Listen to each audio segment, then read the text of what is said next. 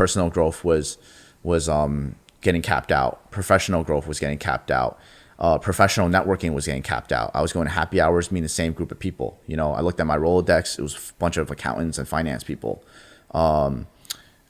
Where did I get my energy from? Where did I get my passion from? That was getting tapped out. Really throwing myself into the jungle by saying like, hey, I'm really like, if I give up money, which was the only pro at the time, if I just give that up and take a step back and reset, what's the worst that could happen? And I realized there was no worst that could happen. That's brave. That's easier said than done. It's hard to walk away from money. Security. Yeah, because it gives you freedom and options. But at the same time, it's interesting because money can also take away your freedom and options in this case. I understand that money is, financial responsibility, whether it's to your family or to yourself. And like, that's important to have as a priority. But when you don't necessarily need to have it as your priority, don't make it so that it is. Because therefore you really limit yourself from really achieving your full potential anywhere else. Lucky Boys Podcast.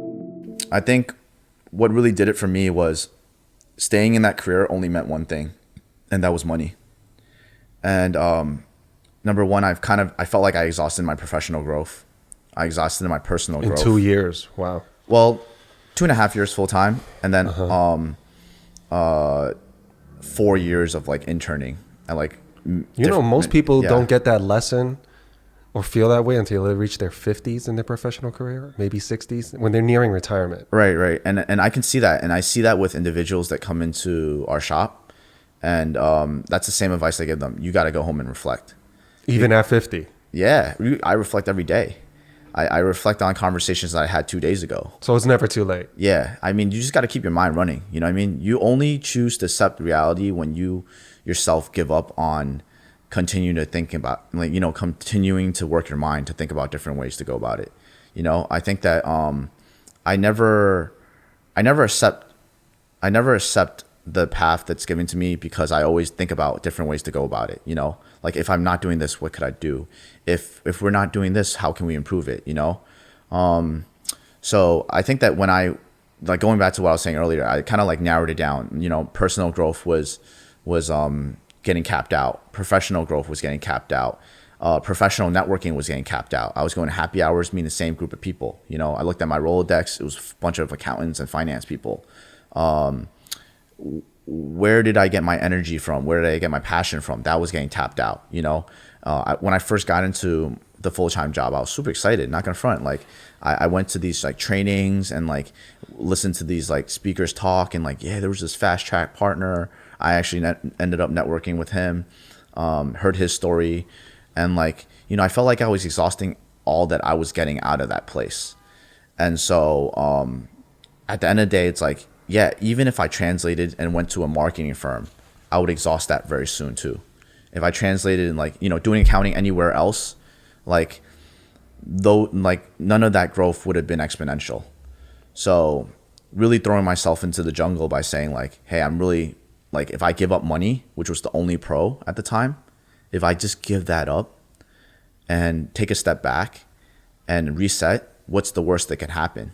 And I realized there was no worst that could happen. You know what I mean? Mm-hmm. And I think that that's brave. That's easier said than done. It's hard to walk away from money. Security. Yeah, because it gives you freedom and options. But at the same time, it's interesting because money can also take away your freedom and options in this case. Right. And I think that that's like a big lesson learned for myself, and I try to give that wisdom to everybody that I meet. Right. I understand that money is, financial responsibility, whether it's to your family or to yourself. And like, that's important to have as a priority.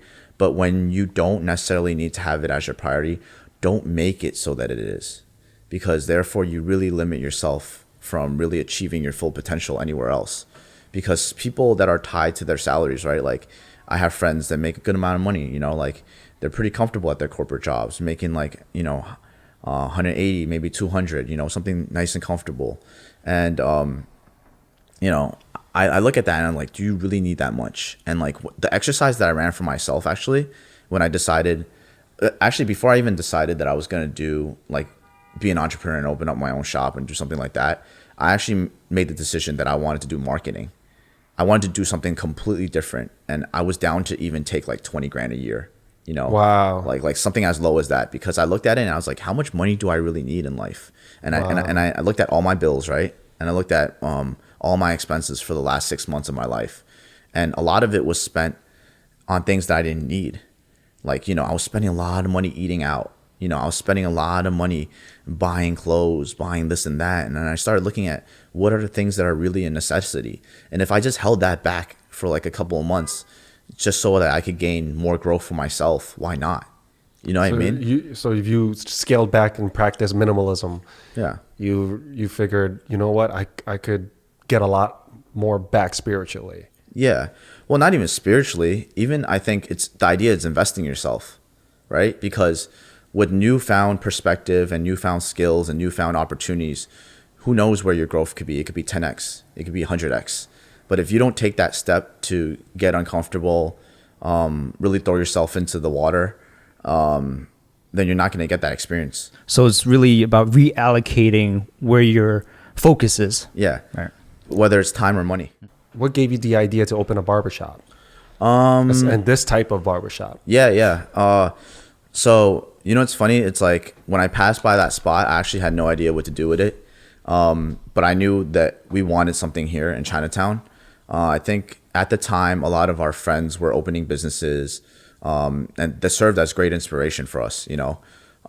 So seeing like the 10 Below guys open, seeing like my boy at Igloo open, there was like Taiyaki, there was like Milk and Cream. It was a lot of dessert stores at the time, but like that was like Dude, the Asian desserts, you know, right? It was like all popping off at the same time. And the margins are fantastic on that. So how can you not get in that business? Right? Yeah, it's crazy. So it's like looking at that and seeing all these guys kill it was super inspirational. And I think at the time we wanted to do something, we just didn't know what. And the first instinct was like, yo, the bubble tea space. You know what I mean? And we spent a little bit of money on like bubble tea equipment and machines. Oh. And I reflected one day and I thought about it. And I was like, if I did bubble tea, would I really be happy with what I'm doing 2 years from now, 3 years from now? Would I get the personal, professional growth that I wanted? Would I get the networking that I wanted? Would I be able to grow and get the income that I wanted? How much could you scale it? Yeah, right? yeah. And I started thinking about it and I realized like, shit, like it is, there was an opportunity to kind of come into the industry because there wasn't that much competition at the time. There was your Kung Fu Tea, there was your Gongcha, and there was boba guys. Mm-hmm. And the angle that boba guys was taking was awesome, you know? Oh, yeah. Yeah, but we just wanted to create a very similar variation to that, you know? And I felt like there was still room in the market for that. But I think ultimately me realizing that it didn't hit the marker that I wanted for all those things, personal growth, professional growth, maybe how I could scale this business. And if I see myself in the industry in the next couple of years, me realizing that I wasn't going to get as much as I wanted out of it made me think differently. And I realized, hey, maybe if not that, then what?